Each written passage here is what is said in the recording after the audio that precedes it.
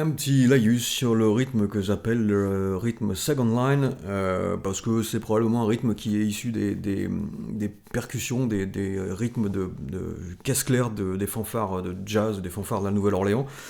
C'est un rythme qu'on appelle couramment le rythme Bo Diddley. Bo Diddley, c'était un type qui a un des inventeurs du rock and roll un peu, qui a beaucoup joué de morceaux avec ce rythme-là. Donc les gens qui connaissent Bo Diddley, vous allez tout de suite entendre de quoi ça relève, hein.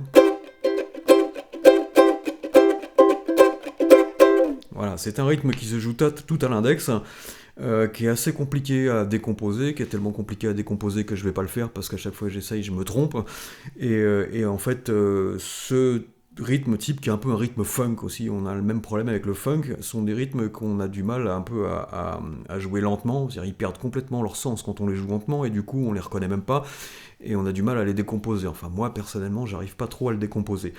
Il y a des battements principaux dans ce rythme.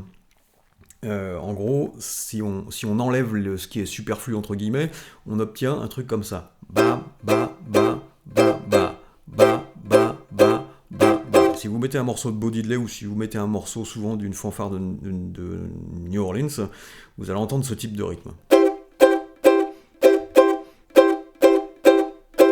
Alors ça se joue uniquement, enfin c'est mieux de jouer ce type de truc avec des accords fermés, hein, dont j'ai déjà parlé. Donc là j'ai pris un Do majeur standard, 5, enfin deuxième position, 5, 4, 3, 3. Et là je joue que des coups vers le bas, hein. Pam, pam, pam, pam, pam, pam, pam, pam, pam, pam. Donc pareil que pour le swing, j'étouffe la résonance des cordes à chaque battement quasiment, parce que si je l'étouffe pas, ça fait... Et ça ressemble pas à grand chose, hein. Mais ça non plus, ça ressemble pas à grand chose parce que c'est pas complet en fait.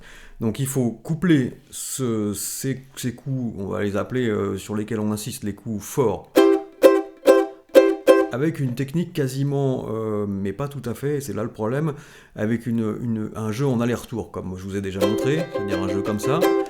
Et en gros, ça va donner ça. Si on mélange les deux, ça va faire... Voilà. Alors vous avez entendu qu'à la fin, c'est pas un aller-retour, c'est ba ba ba ba ba ba ba ba ba. Voilà. Et le truc, c'est que il y a un des coups principaux qui se joue en remontant, hein, c'est-à-dire un de ceux-là là.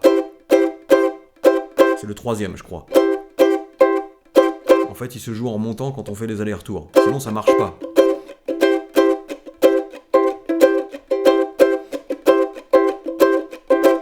Et alors là, il y a plein de trucs qui se passent aussi qui sont assez difficiles à comprendre, assez difficiles à saisir. À mon sens, je vous montre ce truc-là. Si vous n'y arrivez pas, vous laissez tomber. C'est pas très grave. Je vais essayer de vous le jouer encore plus lentement. Il y a ce qu'on appelle des ghost notes. Enfin, je crois qu'on appelle ça comme ça, c'est-à-dire des notes fantômes. C'est-à-dire que c'est des coups qu'on frappe sans jouer l'accord, sans du tout appuyer sur les cordes. Mais ça a un côté percussif qui est vachement important, qui donne son sens à l'intégralité de la rythmique. Si on les joue pas, c'est un peu triste. Alors vous n'êtes pas obligé de les faire exactement comme moi. Ce qui compte, c'est que ça marche en fait, c'est que ça swing, c'est que ça ressemble à un riff de caisse claire de la Nouvelle-Orléans. Donc.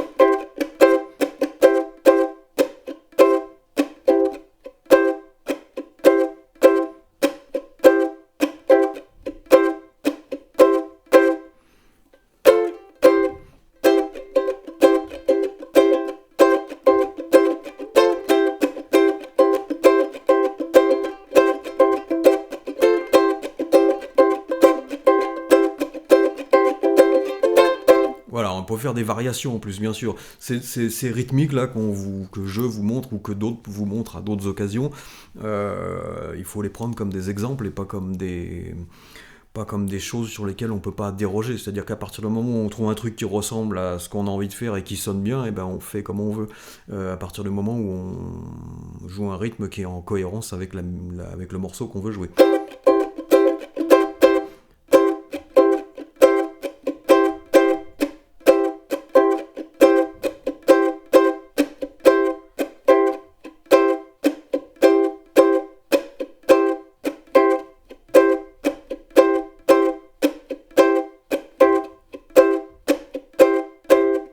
Bon, allez écouter Bo Diddley, c'est le meilleur exemple, parce qu'il a vraiment systématisé ce truc-là.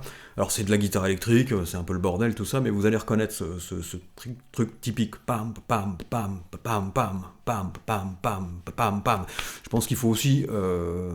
c'est vachement important, ça d'ailleurs c'est valable pour tout. Quand vous voulez jouer un type de rythme, c'est bien d'aller l'écouter, même si c'est des gens qui jouent au piano, à la guitare ou à la flûte à bec. La flûte à bec, c'est pas facile, mais il faut aller écouter aussi la musique parce que c'est le meilleur moyen de se remplir la tête d'un rythme et de pouvoir le reproduire après sur son instrument, même si des fois la connexion entre les deux est pas évidente. Voilà, bon courage avec ça.